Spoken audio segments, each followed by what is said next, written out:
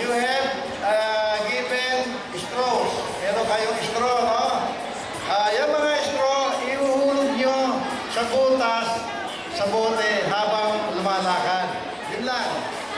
Lahat kayo. Tapos, pag nakabalik kayo, saka lang makakasunod yung bata.